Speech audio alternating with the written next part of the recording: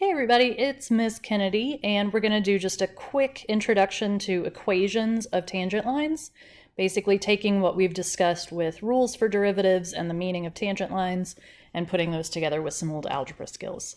The picture in front of you may look familiar. That is, in fact, homework number 2 on one of my former students' surfaces, and her bunny did, in fact, like to chew on her surface. So that's for Madison. So our job for today is going to be, rather than just sketching tangent lines on graphs, we'll actually be writing their equations. And so this year in calculus, we're going to write most of the time in point-slope form, which you've seen before but probably haven't focused on as much.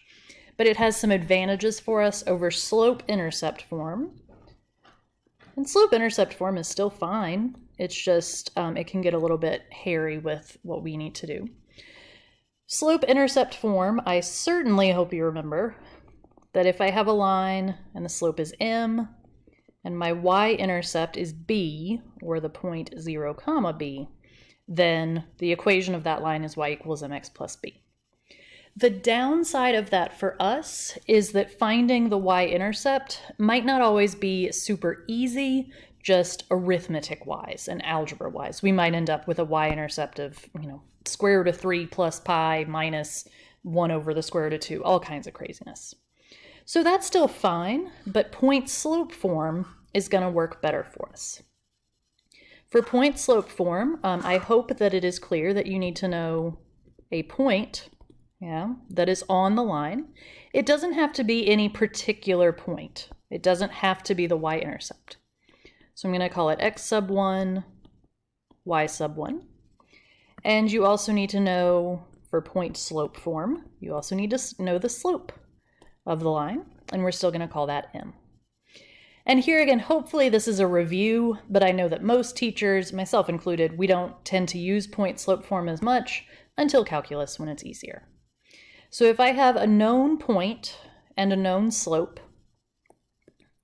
then I can set this up in point slope form. And in those blanks, we're going to use the known y value. So that'll be a number in here. We'll use the known x value. We'll subtract that in here. So that'll be x minus a known value.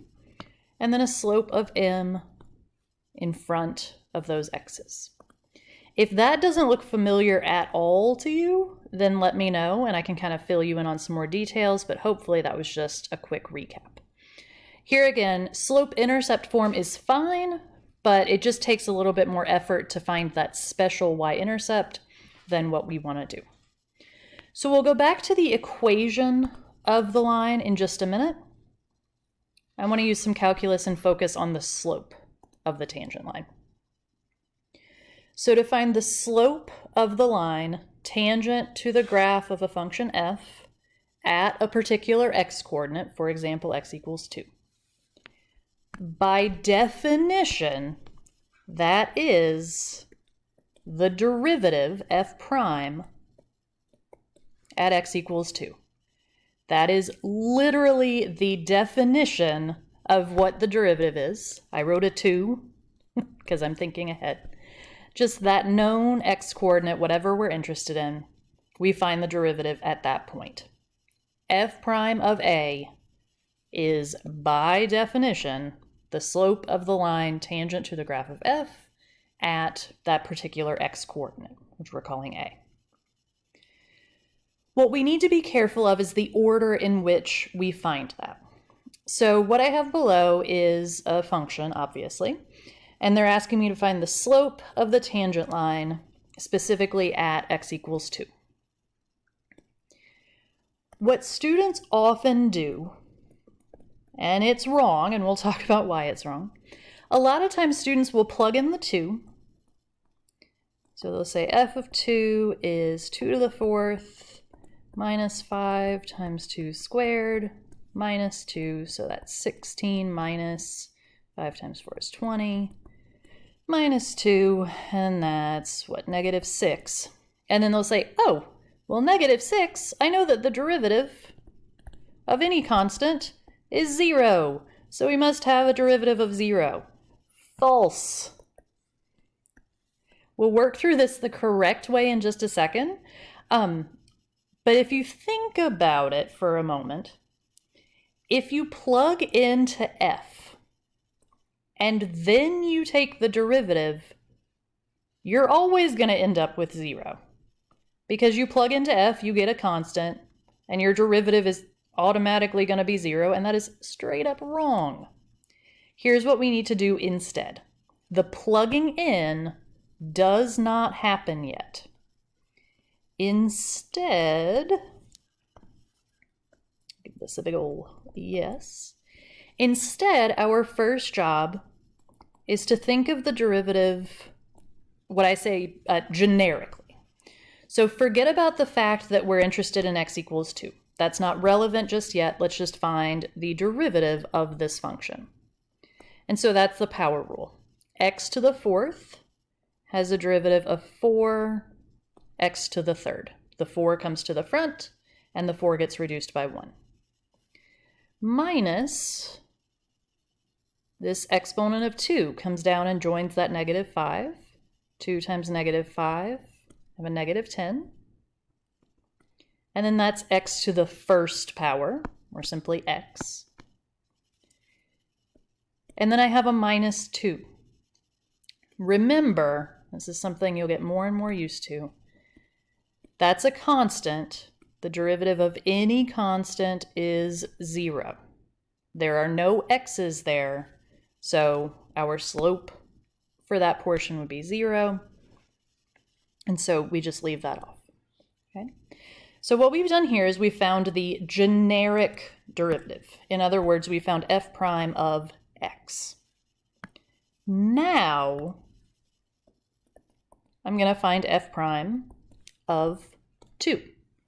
Again, that's the definition of what a derivative is. So now that I have my generic derivative, then I'm ready to replace those x's with 2's. And this is my correct slope.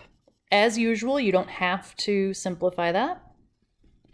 But for where I know that we're headed, I am going to simplify that. So that's 4 times 8, which is 32, and then a minus 20. So we have 12. So what we've done so far, we've answered this question. But for this equation, at x equals 2, the slope of the tangent line would be 12. It would be a pretty darn steep tangent line, positive slope, f is increasing. There's all kinds of stuff we know from this. What we can do with that is take that along with our Algebra 1 review and our calculus skill of finding derivatives and using that to find slopes of tangent lines. We'll put those things together and we'll find a full equation of a tangent line. A phrase that you're going to hear me say roughly 15 trillion times this year is the following. In order to find the equation of a tangent line, we need to know 2 things. What are they? And you will get to the point where you will start saying to me every single time, we need to know a point, and we need to know the slope. If we're going to write this in point-slope form, then you'll need to know the point, or a point that's on the tangent line, and you'll need to know the slope of the tangent line. So here again, what you'll hear me say a bajillion times this year, to write the equation of a tangent line, we need to know 2 things. What are they? They are a point on the line and the slope of the line. In order to find a point that's on the tangent line, the easiest point to choose is the point of tangency. We'll see this in the specific example below, but in general, they gave me a known x value for the point of tangency, and then my y value not a slope, nothing fancy, just literally a y value on the graph of f, would be f of a. We'll see that in the example below in just a moment. The slope of the tangent line is precisely what we looked at just a moment ago. That's what the derivative is at this particular x-coordinate. And so once we have that information, we have a point, we have slope, so we're ready for point-slope form. And what I tend to do, at least as a teacher, is I just put blanks. I could do like y minus y sub 1. I could make it look all fancy. But really the idea here is that we have a known y value. So that's going to go here with the y. We have a known slope, at least after we do a little bit of work. So that's going to go in front of those parentheses with the x. And we have a known x value because they told us. So that's going to be an x minus a in there, because that's what they told us we wanted. And so this equation over here looks fairly complicated, but if you think of it as two steps, find a point, find the slope, it's not bad at all. If you're hearing my cat running around, that's just the story of my life. So that's him in the background. So let's take a look at that process in a specific example. Okay, so our first job is going to be to find a point that's on the tangent line. Again, it's certainly easiest by a huge margin to find the point of tangency, because that's a point that's on the original curve, whatever it happens to look like, and is also on the tangent line. So I'll be able to use the equation of the original curve to help me find a point that's on the tangent line as well as the curve. So they told me that the x-coordinate is 2. It's my job to find the y-coordinate, but that is not a calculus question. I'm not dealing with slope just yet. I'm just trying to find a y value. So to fill this in, I'm just going to find f of 2. Forget about derivatives. Don't get fancy. I'm just plugging in a 2. And here again, I don't have to simplify that, but I'm going to have to write it again later, so I'm going to do at least a little bit of work. So we've got this. Got that -6. That -6 is actually what showed up on the previous slide when I was showing you that common mistake. Here, we need it. It's the y-coordinate. It has nothing to do with the slope, but it is the y-coordinate of our point. Then we're ready to move on to the slope. And in order to find the slope, we need to find what I call the generic derivative first. So f prime of x, forget about that 2, that x equals 2 for right now. F prime of x, this is precisely what we did on the previous slide. So I'm going to go through that pretty quick. Just take a derivative. That 2 turns into a 0, so who cares? F prime of 2, specifically, gives me the slope of our specific tangent line. 4 times 2 cubed minus 10 times 2. Here again, this is precisely the work we did a few minutes ago. And so we have the two things that we need. The point of tangency, which is on the curve but also on the line, this equation we're trying to write. The point of tangency is 2 comma -6, and the slope of the tangent line is 12. All we have to do is put that into an equation. So y with some stuff, and then a slope, and then x with some stuff. And it's just a matter of putting things in the right spot. The slope that we found was 12. That goes in front of those parentheses with the x. The x coordinate they gave me was 2, so I'm going to do an x minus 2. We always switch those signs in point slope form. The y coordinate that we found was negative 6. So you could say I'm doing minus negative 6. Point slope always subtracts the number. Or, better yet, just a plus 6.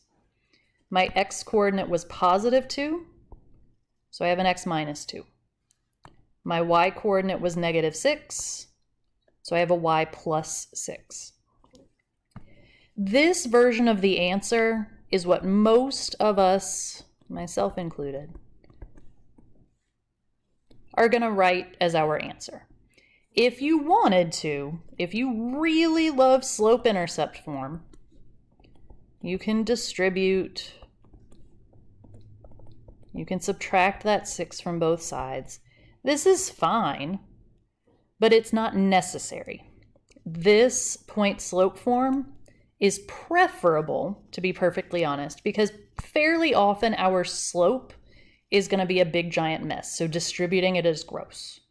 Also pretty often our y coordinate, maybe also our x coordinate, will be gross. And so doing this algebra stuff sometimes just gets really nasty. What we'll look at tomorrow, well, depending on when you're watching this, but what we'll look at in the future is going to be some more applications of this, whereas today it's literally just the process of finding the point of tangency, finding the slope of the tangent line, and finding the equation of the tangent line based on that. The interpretation of what that tells us and why that's important, that's going to be our job for the remainder of the week. So you have a quick assignment to do for your asynchronous Wednesday thing, just to practice this skill. And then beyond that, just any other homework that you want to work on is fine. So thanks, guys. I'll see you tomorrow.